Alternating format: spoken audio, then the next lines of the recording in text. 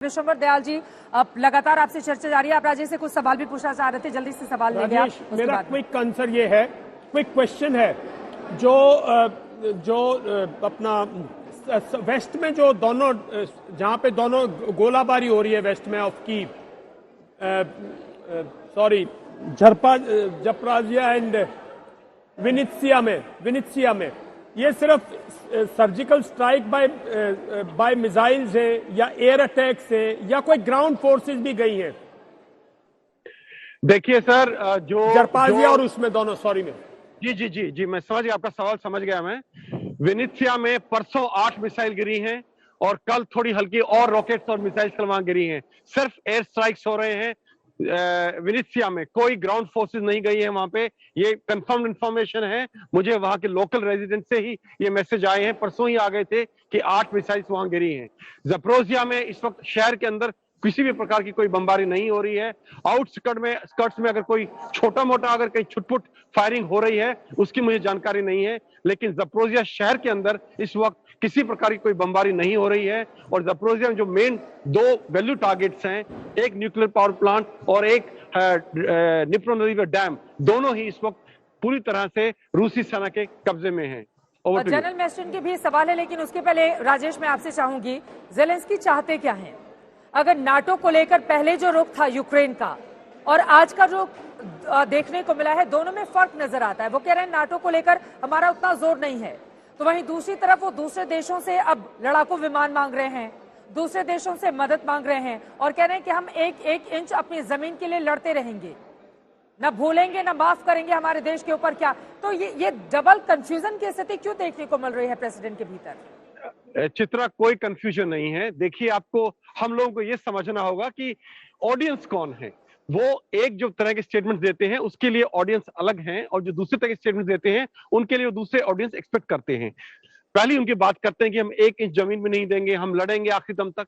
ये जो स्टेटमेंट्स आते हैं या वो वीडियो जारी करते हैं कि मैं इस वक्त कीव की सड़कों पे घूम रहा हूं, ये सब अपनी सेना के लिए और नागरिकों के लिए है, उनका मनोबल ऊंचा रखने के लिए, ताकि उनका मनोबल ना टूट जाए। क्योंकि देखिए, जब सेना लड़ रही होती है उसको ये विश्वास जरूरी होना जरूरी है कि हम जीतेंगे। अगर उनको ये दिल में बैठ जाए, एक डिफिटिस्ट एटीट्यूड आ जाए कि हम हारने वाले हैं, तो सेना का मनोबल बहुत बुरी तरह से गिर सकता है, मोराल बिल्कुल टूट सकता है।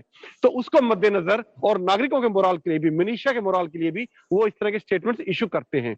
जहां तक उनके दूसरे स्टेटमेंट्स हैं जो हताशापूर्ण है कि अमेरिका कुछ नहीं कर रहा है, नेटो कुछ नहीं कर रहा है, वो स्टेटमेंट्स उनको वेस्ट को एड्रेस करने के लिए हैं। देखिए, यहाँ बच्चे मर रहे हैं, सिविलियंस मर रहे हैं, रशिया सिविलियन एरियाज पे अटैक कर रहा है, तो आप कुछ करें इसके बारे में। ये उनकी एक से गुजारिश रहती है, एक तरह से वो बहुत ज्यादा उनसे बेग कर रहे हैं कि आप हेल्प करें। तो दूसरे तरह के जो स्टेटमेंट्स हैं वो उनके लिए होते हैं, और जब वो नरमी दिखाते हैं उसके लिए ऑडियंस उनका रशिया और रशिया के लोग होते हैं। जब वो कहते हैं कि ठीक है, हम बात करने के लिए तैयार हैं, हम नेटो की मेंबरशिप के लिए ज्यादा कीन नहीं है इस वक्त, और हम डोनबास के लिए भी बात करने के लिए तैयार हैं। वैसे भी हम सब जानते हैं राजेश इस बात को कि जो स्थिति अभी बनी हुई है उसको लेकर कोई ठोस पहल भी उस तरह से होती हुई दिखाई नहीं दे रही है। लेकिन जब बातचीत हो रही हो, जब दोनों देशों के विदेश मंत्री टेबल पर आमने सामने आने वाले हो, उसके ठीक पहले दूसरे देशों से आप हथियार मांग रहे हैं, वहीं नाटो को लेकर इस तरह का बयान दे रहे हैं। लेकिन उसके पहले जनरल मिनिस्टर आप पूछना चाह रहे थे अपने सवाल राजेश के। और राजेश, एक क्विक सवाल, ये जो ओडिशा है, मैं इसकी बात इसलिए करना चाहता हूं क्योंकि रशिया का एक बेसिक मुद्दा होगा कि पूरा ब्लैक सी से यूक्रेन को लैंडलॉक कर दिया जाए। तो क्या अभी कोई ओडिशा को, पहले एक रिपोर्ट्स आ रही थी, कैप्चर करने का प्लान है? अभी तक ओडिशा में कोई आपकी रिपोर्ट्स हैं कि इसको कैप्चर हो रहा है या अभी वहां पर स्थगित है? देखिए, जो स्ट्रेटजी रही है रूस की, जो दिखाई दे रहा है, क्या स्ट्रेटजी है उसको डिसाइफर करना अभी मेरे लिए संभव नहीं है, मैं समझ नहीं पाया हूं।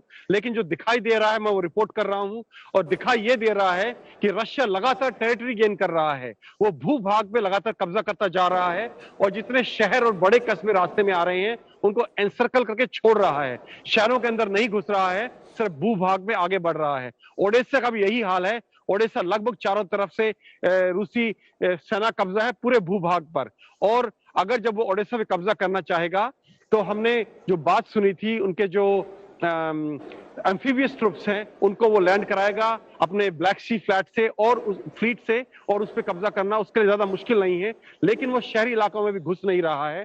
दूसरा मैं आपको बता दूं, ओडेसा यूक्रेन का तीसरा सबसे बड़ा शहर है।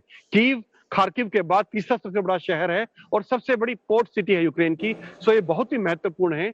लेकिन शायद अगर बातचीत होती है तो रशिया इस पे इंसिस्ट नहीं करेगा। रशिया सिर्फ एक चीज पे इंसिस्ट करेगा, क्योंकि क्रीमिया में पानी नहीं पहुंचता है। पानी उनको मेनलैंड रशिया से लाना पड़ता है, जिसके लिए बहुत महंगी और बड़ी पाइपलाइन बिछानी पड़ी है। तो इसी का कारण, यही कारण था कि उन्होंने खरसन पे कब्जा किया सबसे पहले और कब्जा छोड़ा नहीं है, क्योंकि वहां से क्रीमिया में पानी सप्लाई हो सकता है।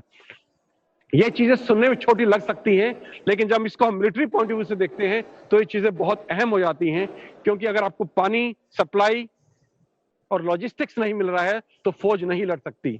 तो जो अभी ओडिशा का वो सीन है, चारों तरफ से घिरा हुआ है ओडिशा, और रूस जब उस पर घुसना चाहे अंदर घुस सकता है, चाहे वो एम्फीबियस ट्रूप्स हो चाहे लैंड फोर्सेस हो, क्योंकि उसके चारों तरफ का भूभाग इस वक्त रूसी सेना के कब्जे में।